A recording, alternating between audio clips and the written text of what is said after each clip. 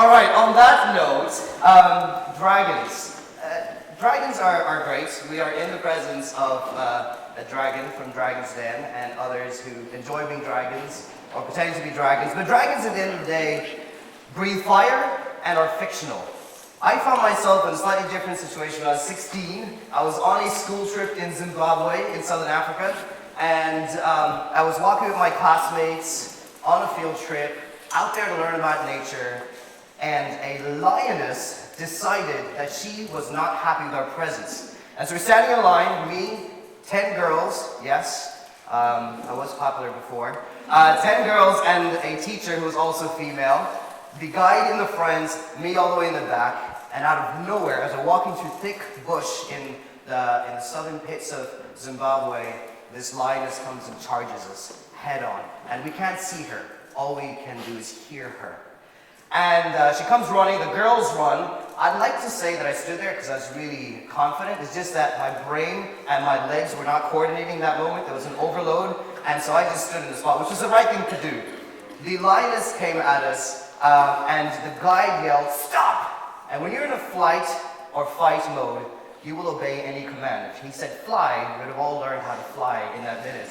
But he yelled stop, and so everyone stopped. And as soon as we stopped, the lioness stopped. And then for the first time, we could see just about where that door is over there, the fire exit, we could see the silhouette of the lioness, and there she came approaching us.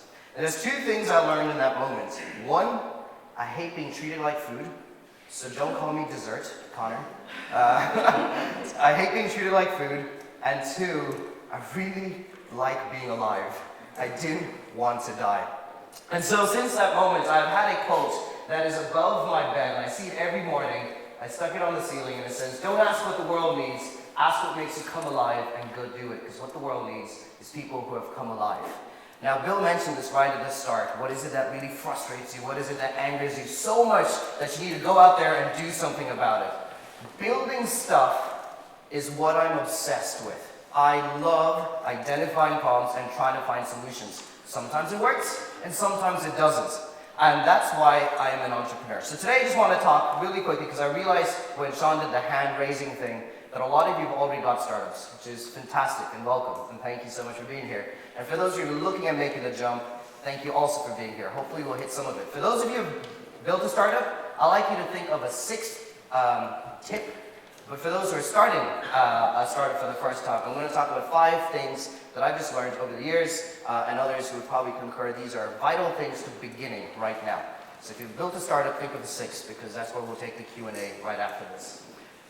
First of all, in the 5 top tips for startups, start now and start simple. This can't be reiterated. It is important to dream big. Global domination is fine, but you can't start with global domination. What is your MVP is a business term, but even before that, are you going to take the idea from your head to a piece of paper? Are you going to take the piece of paper to a friend and share it? How do you start now and how do you start simple? I was in college at Yale in 2004 and 2005 when this fella sent an email over from Harvard, where he was a student, he was only a teenager, and he sent an email to about 100 of us saying, "Try out my new site called Facebook." And so we did, and it crashed multiple times. Then what he did is he came over, forget privacy and all this stuff that people talk about. By the way, if you copy paste that into your status, you're still not protected. Just in case you're one of those people that does the, I don't give permission for you, Facebook, to look at my information. But he came over and took photos of all of our dorms, and took our phone numbers and our names, and he put it up on his website. No privacy and any of that. So we were there on Facebook. He had 100 students at Harvard and 100 students at Yale that had all their personal information on his website. And it was a means for which 2 rival universities that usually wouldn't talk to each other had a means to talk to each other through this page for the purpose of a football game. That was it. Start now, start simple. 1 football game, the Yale-Harvard football game, and a means for about 200 students to talk to each other. Now it's obviously grown to something much, much bigger. Did he have it in the back of his mind that Facebook would be bigger? Absolutely. But where did he start? Really simple with the resources he had. Which reminds me as well about starting now and starting simple. There are a couple students who are here, which is excellent. Welcome. A lot of students ask, should I just wait till I get my degree? That is a complicated and loaded question. My whole thing is, start now and start simple. I know there are also students here who have given up on the student journey, much to the sadness of your parents. Congratulations, I wish you well. Keep moving ahead. But start now, start simple. I was a full-time student at Trinity doing my MBA when I was at Dundrum, and I started choir singing. And in that minute, I saw a commercial retail space turn into a community space. And that sparked a thought to me, because what I did was, I usually go to Tesco, I buy my stuff, and I walk out. And there was a choir, and I did something weird. I stopped. And then I did something weirder. I sang along. Don't be next to me when I'm singing along to choir singing. They sing really happy Christmas music. And that sparked a thought in my mind, because in India, we don't really celebrate Christmas like you do here on Grafton Street and things like that. And I was like, I'd love to bring this community element of Christmas to the streets of India. Start now, start simple. And so I called a buddy of mine in India, and I said, this Christmas, we're going to throw a party for 100 people. And I have never thrown a party for 100 people. And he was like, great, I'm with you, let's do it. So 100 people, free pizza, I saved $1,000, I was a full-time student, not very rich. I was here in Ireland studying, and we wanted to throw a party in India. It was September, Christmas happens in December, and so we decided that I would sing, and he would speak, and that was it. Fast forward 3 months, and I know we've got people here who have really strong social networks. I absolutely believe in the power of using your networks. I absolutely believe if you've got a contact, reach out to them. Fast forward 3 months, that same simple idea ended up becoming a 6-day event in the largest mall in India. Instead of 100 people, we ended up getting 350,000 people show up over 6 days. Instead of me just performing, we had 300 artists, both from India and around the world, all with the same budget of $1,000. The budget did not change. All about starting now, starting simple, and being highly contagious in your passion and in your desire to make change. All right, after start now, start simple, be exceptional. Now, if you're talented, great. I am not naturally talented. I just work really hard. I don't sleep. I rarely drink coffee, but I work and I work and I work. And there is no but to that. Be exceptional, period. You have to research. You've got all the resources out there. There are no excuses for not knowing. Thank you to Stephen, who shared so much about kind of funding and finances, and that's really useful information. Take that stuff down and use the mentoring sessions to really learn. This is a guy that I admire. I don't have to tell you about him because you know how he is. You know the decisions he made at a young age to leave South Africa and really believe in himself and pour everything he had into what he believed in. One of the things, and it's strange that Sean's here as well, not strange that he's here, but strange with the story that I'm about to share. But I found myself, because I'm Indian, I've been in Ireland now, this is my 5th year. Thank you for having me in your country, I really appreciate it. But I found myself in a room with Sean and this guy on a couple of occasions working on a national policy on entrepreneurship, which is really bizarre because I'm new to this country and I speak with a strong American accent, and no, I am not American. So one of the things that I believe in this whole be exceptional period is be exceptional in whatever you've got. I was invited to pretend to be a dragon at a primary school when I was here, I think my 2nd year here in Ireland. And someone said, oh, you're doing an MBA, you know all about business. Why don't you come in and talk to a bunch of 11-year-old girls who have done a 1-day session on entrepreneurship on being an entrepreneur. And so I did. I Googled it, what is a dragon? I looked up a couple Dragon's Den episodes. I saw their personalities. I saw the one that I wanted to emulate with a bunch of 10, 11-year-old girls. And I marched into the school and I gave it my best, my absolute best. It didn't matter there was only 24 kids. It didn't matter that they were a bunch of primary school students. I gave it my best. That night, I got a phone call from a gentleman saying, I don't know what you said, Dad. I've tried to convince my daughter that what I do is cool, and she's never paid attention. But for some reason, today she came back buzzing about the startup world. That led into a conversation with someone else who I had a cup of tea with, a guy who used to be a rugby star, and I was like, hey, I'm working at this thing called Treehouse, do you want to work with me on this? He said, absolutely. That led to an introduction to that man over there, who's in that corner, Cahill, who also I was like, hey, Cahill, help me out with this Treehouse thing. And he's like, absolutely, I'd like to get involved with that. That led to an introduction to that man, and all of a sudden, I found myself in the offices of this man, trying to think about Ireland as a whole. You never know where the rabbit trail will lead you, but be exceptional with whatever you've got. Today, stand out. When you leave this weekend, stand out in whatever you do. I've given this talk a couple of times, but I still rehearsed it last night and on the bus like a madman on the way here.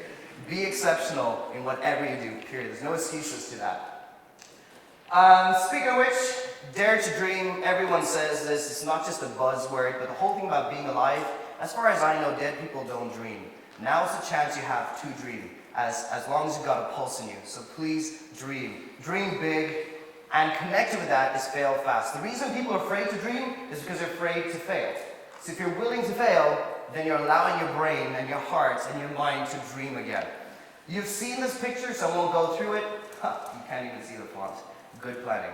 But these are all famous people who did not start off being successful and all had major kickbacks early in their journey. You know about Steve, you know about Walt Disney, Oprah Winfrey, Albert. All these people were told that they couldn't do what they ended up doing incredibly well at. So listen to the naysayers, fall back, but get back up again. The only difference between an entrepreneur and I guess a wantrepreneur to some extent is the ability to get back up again and go, I'm here, let's do this. So fail fast, dream big. Here we go, we're getting to the end. Get mentors, this is so important. I wouldn't be here if I didn't have good people around me. I owe everything I have to support parents, to people who believe in me. People constantly give me shoes that I can't fit into. And either they cushion it or they allow me to grow within those shoes. I'm so thankful for good mentors. Find people, surround yourself with good people. It's so important. The entrepreneur journey sucks so hard. I've woken up so many times as an adult crying or peeing in my bed. Not even kidding. I have peed in my bed at the age of 27, 28 because I love what I do so much. And the idea of it not working out, the idea of it failing, the idea of people not understanding actually creates fear and sadness and grief. That's how much I care about this stuff. Ian asked, he's like, I see you everywhere. That's why you see me everywhere, because I actually love this stuff. I don't get paid to do this stuff. I just love the buzz and the energy in this space. So get mentors, find yourself people who believe in you as much as you want to believe in yourself, and build a team. This young lady was 13 when I was in college, when I was 18. It's a really simple story of a girl who picked up bottle caps on the beach and painted it to make little pieces of jewelry.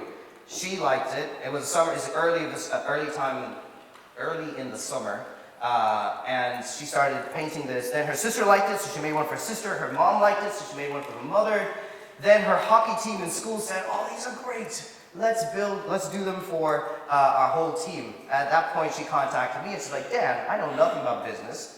You're studying economics, so maybe you can give me a hand with it." I was like, okay, I could. I'll learn how to set up a business because I hadn't set up a business really at that point. And so we started this mentoring at a really early age, the age of 13.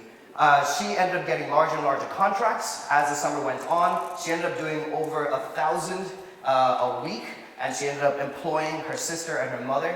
No, she did not pay them. Employment's just a cool word to say you've got a team and you've got 2 people on staff. But because they were her mother and her sister, she did not pay them.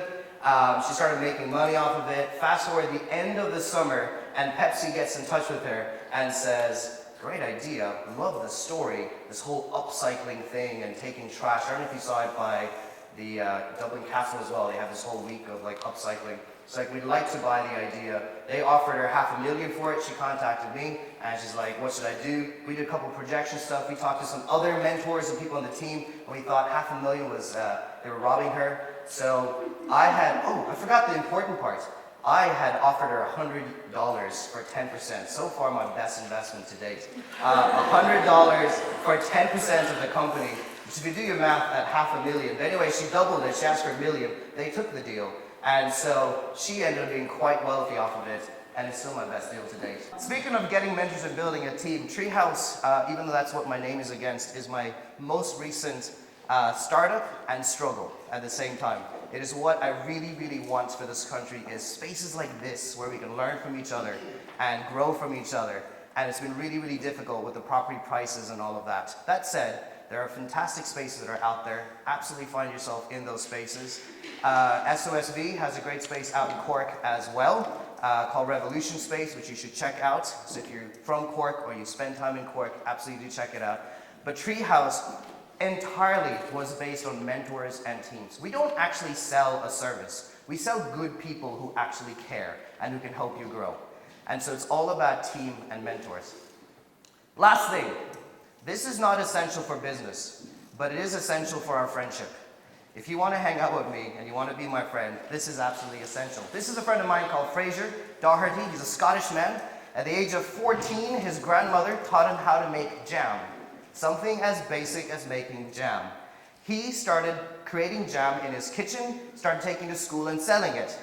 He was exceptional. He started simple. He started now. He took all the advice. He got his grandmother on board to be his first mentor and to coach him. He took all of this stuff and he started selling it. It started growing so quickly that by the age of 16, he left school to grow his business. He's now a multi-millionaire. He's got a couple books to his name. He travels around the world. He sells to over 300 stores in the UK region, selling a brand called Super Jam. A silly name, a simple name. Start now, start simple. Leave a 14-year-old to name their company. Obviously, going to call it Super Jam.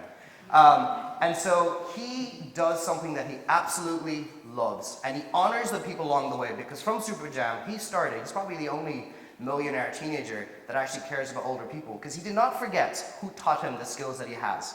And so he runs these tea parties twice a week, where he invites the older people in the community to come together, enjoy coffee and tea and cupcakes and all of that stuff, and he pours himself into that. Which brings me to the very last thing, and this is absolutely essential for our friendship, but also essential for your survival in the startup world, which is the concept of Ubuntu and doing something you love. Does anyone know what Ubuntu means? The African proverb, Ubuntu, after which Ubuntu was created? Yes? I am as you are. Yes, absolutely. It means I am because we are. A lot of people think entrepreneurship is about lining your pockets. A lot of people think entrepreneurship is about making a lot of money.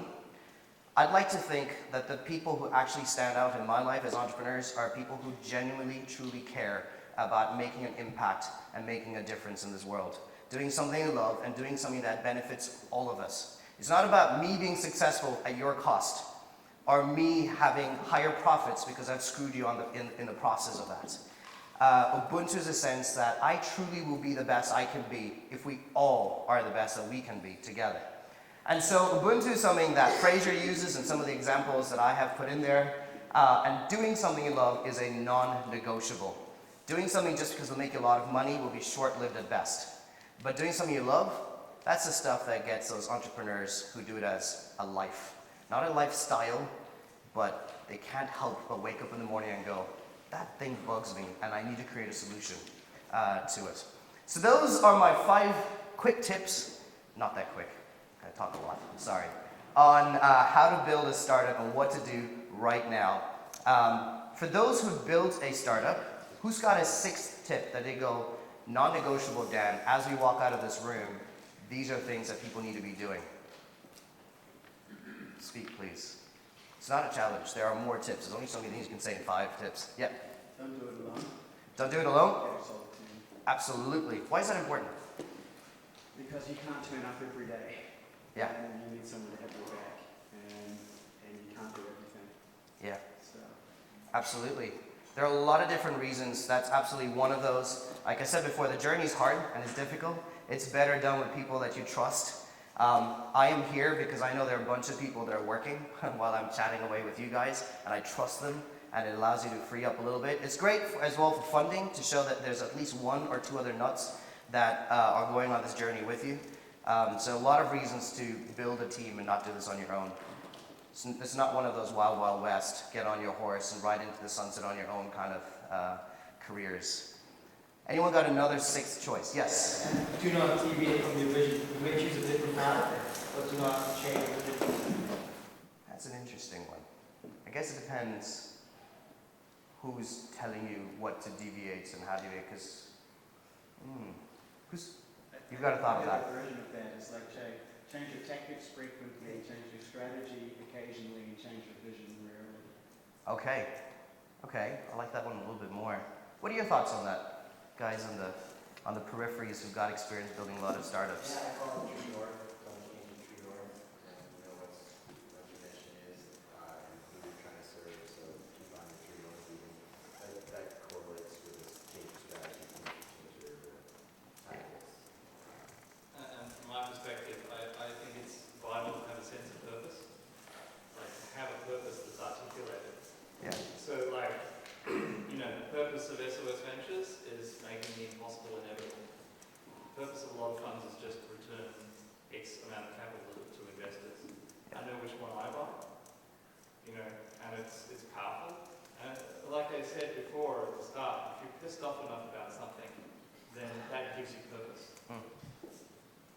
Absolutely, yeah. So how does that tie into pivoting? When you realize something is working, it's not just a change of strategy, but your fundamental business model is that.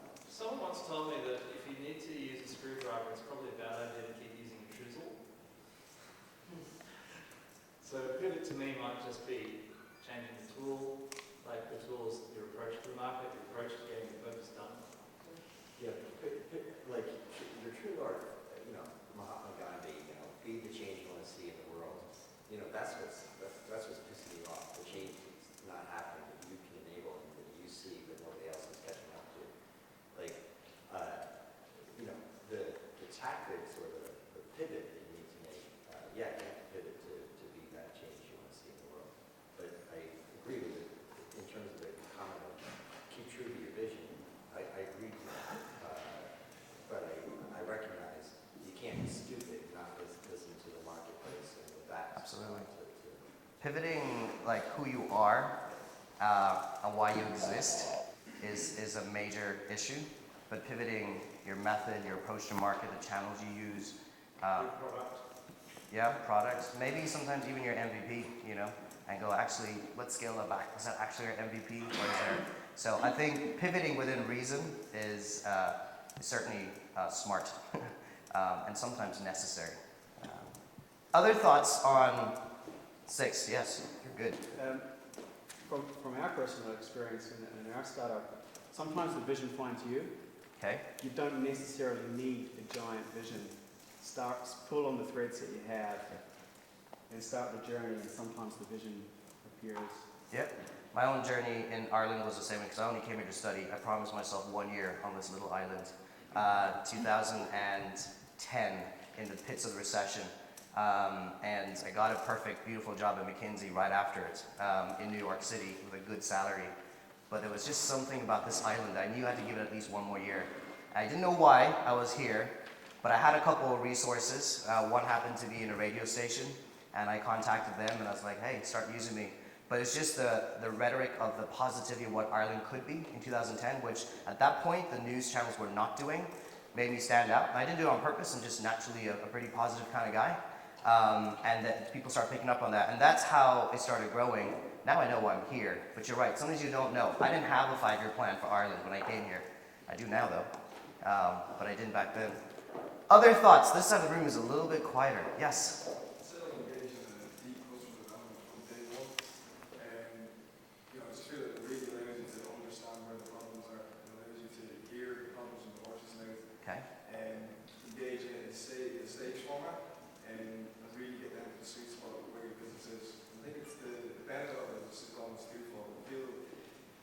Through engaging within customer development, it allows you to build deep relationships with your target customers from day one, and you're almost kind of starting off in your marketing strategy from a very early stage. Yeah.